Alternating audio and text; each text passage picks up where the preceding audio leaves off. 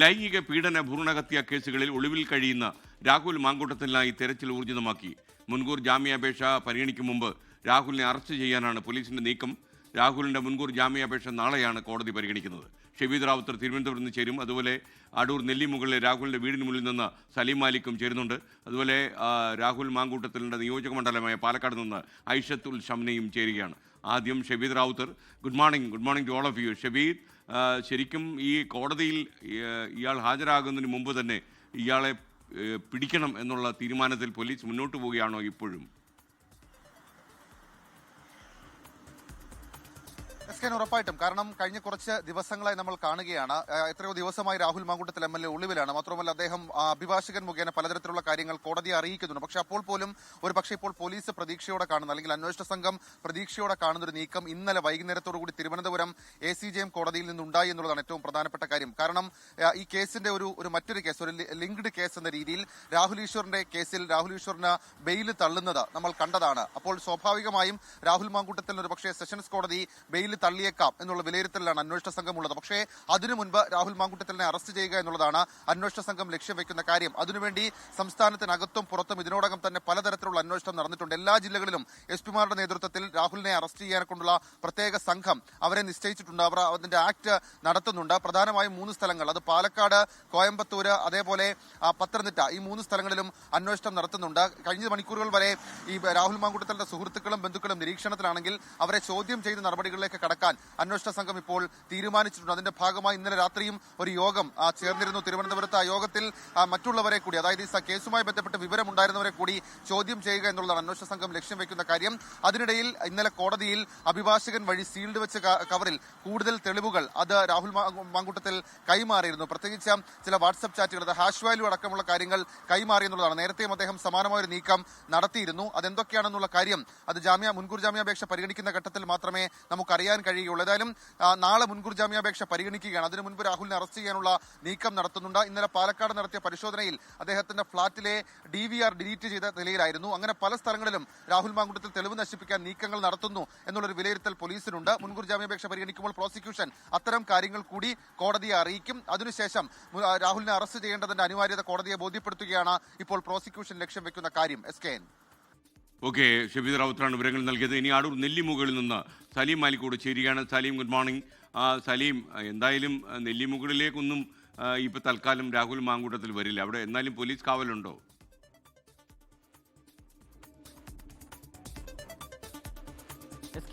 നിലവിൽ നെല്ലിമുകളിൽ, അടൂർ നെല്ലിമുകളിലെ വീട്ടിൽ പോലീസ് കാവലില്ല. ഇവിടെ ഈ നിലവിൽ രാഹുൽ മാങ്കൂട്ടത്തിൽ ഇവിടേക്ക് എത്തില്ല എന്ന ഒരു ബോധ്യത്തിൽ തന്നെയാണ് പോലീസ് ഉള്ളത്. കഴിഞ്ഞ ദിവസങ്ങളിൽ ഈ സംഭവം നടന്നതിൻ്റെ തൊട്ടുപിറ്റേന്ന്, കേസ് നൽകിയതിന് തൊട്ടുപിറ്റേന്നുള്ളൊരു SFIയുടെ മാർച്ചിനപ്പുറത്തേക്ക് ഈ വീട്ടിലേക്ക് മറ്റൊരു ആക്ഷനും ഉണ്ടായിട്ടില്ല. അത് ഏതെങ്കിലും പ്രതിഷേധവും ഉണ്ടായിട്ടില്ല, പോലീസിൻ്റെ നടപടിയും ഉണ്ടായിട്ടില്ല. ഈ വീട്ടിലെത്തി പോലീസ് ഇതുവരെയും പരിശോധനയും നടത്തിയിട്ടില്ല.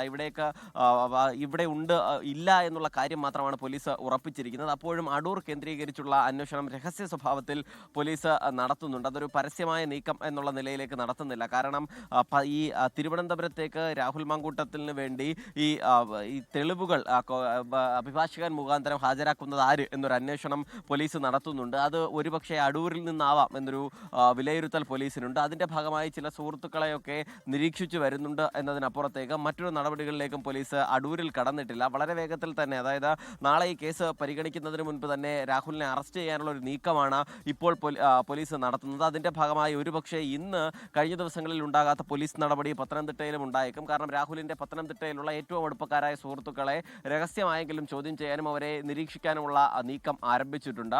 ഈ നെല്ലിമുകളിലെ വീട്ടിൽ സാധാരണഗതിയിൽ വലിയ തിരക്ക് ഈ വിവാദമുണ്ടായതിന് പിന്നാലെയും ഉണ്ടാവാറുണ്ടായിരുന്നു. പക്ഷേ ഇപ്പോൾ ആ തിരക്കും ഇവിടെ കാണാൻ കഴിയുന്നില്ല. 4 ബാരിക്കേഡുകൾ മാത്രം പോലീസ് സ്ഥാപിച്ച് ഇവിടെ നിന്ന് മടങ്ങുന്ന സ്ഥിതിയാണ് ഇപ്പോഴുള്ളത്. SKN. സലീം മാലിക്കാണ് അടൂരിലെ നെല്ലിമുകളിൽ നിന്ന് നമുക്കൊപ്പം ചേർന്ന. നെല്ലിമുകളിലാണ് ഈ രാഹുൽ മാങ്കൂട്ടത്തിൻ്റെ വീട്. പാലക്കാട് ഇനി മണ്ഡലത്തിലേക്ക് ഐഷത്തുൽ ഷംന നമുക്കൊപ്പം ചേരുന്നു. ഷംന, പോലീസ് വല വിരിച്ചിട്ടുണ്ട്. പക്ഷേ വല മുറിച്ച് രാഹുൽ മാങ്കൂട്ടത്തിൽ പുറത്തേക്ക് കടക്കുന്നു. അദ്ദേഹത്തിന് സുഹൃത്തുക്കൾ സംരക്ഷിക്കുന്നുണ്ടാകും. വലിയൊരു സൗഹൃദ വലയം ഈ രാഹുൽ മാങ്കൂട്ടത്തിലുണ്ട് എന്നത് സത്യമാണ്. പറയൂ ഷംന, എന്താണ് നമുക്ക് കിട്ടുന്ന ലേറ്റസ്റ്റ് അപ്ഡേറ്റ്സ്?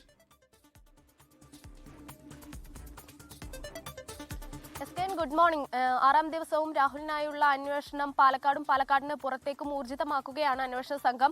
തിരുവനന്തപുരത്ത് നിന്ന് എത്തിയ പ്രത്യേക അന്വേഷണ സംഘം പാലക്കാട് കേന്ദ്രീകരിച്ചും പാലക്കാടുള്ള പ്രത്യേക അന്വേഷണ സംഘം തമിഴ്നാട്, കോയമ്പത്തൂർ, കർണാടക മേഖലകളിലുമാണ് ഇപ്പോൾ അന്വേഷണം നടത്തുന്നത്. കഴിഞ്ഞ ദിവസമൊക്കെ ഈ രാഹുലിന്റെ പേഴ്സണൽ സ്റ്റാഫുകളെയും ഒപ്പം ഈ ഫ്ളാറ്റിലെ കെയർടേക്കർ ഉൾപ്പെടെയുള്ളവർ നിരീക്ഷണത്തിലായിരുന്നു. അവിടെ നിന്നൊക്കെ വിവരങ്ങൾ ശേഖരിക്കുന്ന ഒരു നിലയുണ്ടായിരുന്നു. എന്നാൽ ഇന്ന് പ്രധാനമായും രാഹുൽ ഒളിവിലേക്ക് പോയി എന്ന് കരുതപ്പെടുന്ന ആ ചുവന്ന പോളോ കാർ കേന്ദ്രീകരിച്ചായിരിക്കും അന്വേഷണം ഉണ്ടാവുക. രാഹുലിന്റെ ഒരു ഭവന പദ്ധതി ഉണ്ട്, സ്മൈൽ എന്ന പേരിൽ. ഇത് കഴിഞ്ഞ കുറച്ച് ദിവസങ്ങളായി ഇതിന്റെ പല വീടുകളുടെയും തറക്കല്ലിടൽ കർമ്മം നടന്നിരുന്നു. ഇതിനായി പല സിനിമാ താരങ്ങളുമാണ് കഴിഞ്ഞ ദിവസമൊക്കെ മണ്ഡലങ്ങളിൽ എത്തിയിരുന്നത്. അതായത് ഈ കേസ് വരുന്നതിന്റെ തൊട്ടു മുൻപുള്ള ദിവസങ്ങളിലൊക്കെ നിരവധി സിനിമാ താരങ്ങൾ ഇതുമായി ബന്ധപ്പെട്ട് എത്തിയിരുന്നു. ഇതിലേതെങ്കിലും സിനിമാ താരത്തിൻ്റെതാകാം ഈ കാറ് എന്ന നിഗമനത്തിലാണ് ഇപ്പോൾ പോലീസ് ഉള്ളത്. അങ്ങനെയാണെങ്കിൽ ആ പരിപാടിക്ക് ശേഷം കാർ പിന്നീട് തിരിച്ചു പോയിട്ടുണ്ടാവില്ല, പാലക്കാട് തന്നെ ഉണ്ടായിരിക്കാം എന്നുകൂടി പോലീസ് സംശയിക്കുന്നുണ്ട്. അങ്ങനെയാണെങ്കിൽ ആ കാറ് ഇത്രയും ദിവസം പാലക്കാട് ആരുടെ നിരീക്ഷണത്തിലായിരുന്നു, സംരക്ഷണത്തിലായിരുന്നു എന്നതുൾപ്പെടെയുള്ള കാര്യങ്ങളായിരിക്കും ഇന്ന് പ്രധാനമായും അന്വേഷണ സംഘം തേടുക. ഒപ്പം തന്നെ രാഹുൽ അവസാനമായി പ്രചരണത്തിനിറങ്ങിയ കണ്ണാടി മേഖല, അവിടെ നിന്നാണ് പിന്നീട് രാഹുൽ ഫ്ളാറ്റിലെത്തി ഔദ്യോഗിക വാഹനം ഉപേക്ഷിച്ച് പോകുന്നത്. ഈ കണ്ണാടി ഉൾപ്പെടെയുള്ള അതിന്റെ സമീപ പ്രദേശങ്ങൾ ഉൾപ്പെടെ രാഹുലിനും ഷാഫി പറമ്പിൽ എംപിക്കും ഏറെ സ്വാധീനമുള്ള മേഖലയാണ്. ഇവിടെ ആരെങ്കിലുടെയും വീട്ടിലാണോ ഈ കാർ ഉണ്ടായിരുന്നത് എന്നടക്കമുള്ള കാര്യങ്ങൾ അന്വേഷണ സംഘം എന്തായാലും തേടും. മറ്റൊന്ന്, ഈ കാർ മാറുന്ന CCTV ദൃശ്യങ്ങളെല്ലാം ഫ്ളാറ്റിൽ നിന്നും ഡിലീറ്റ് ചെയ്യപ്പെട്ട നിലയിലായിരുന്നു. അത് തിരിച്ചെടുക്കാനുള്ള ഒരു ശ്രമം നടക്കുന്നുണ്ട്. ഒപ്പം തന്നെ നഗരത്തിൽ ഉൾപ്പെടെ ഈ കാർ പോകുന്ന CCTV ദൃശ്യങ്ങൾ കൂടി അന്വേഷണ സംഘം ഇന്ന് ശേഖരിക്കാൻ ശ്രമിക്കും. എന്തായാലും വ്യാപക തിരച്ചിൽ തന്നെയാണ് രാഹുൽ മാങ്കൂട്ടത്തിൽ. ലോകത്തെവിടെയായാലും ഏത് സമയത്തും 24 വാർത്തകളും ഓഗ്മെന്റഡ് റിയാലിറ്റി പാക്കേജുകളും എക്സ്പ്ലെയിനറുകളും വിശദമായി കാണാൻ ഞങ്ങളുടെ യൂട്യൂബ് ചാനൽ നിങ്ങൾക്ക് സബ്സ്ക്രൈബ് ചെയ്യാം.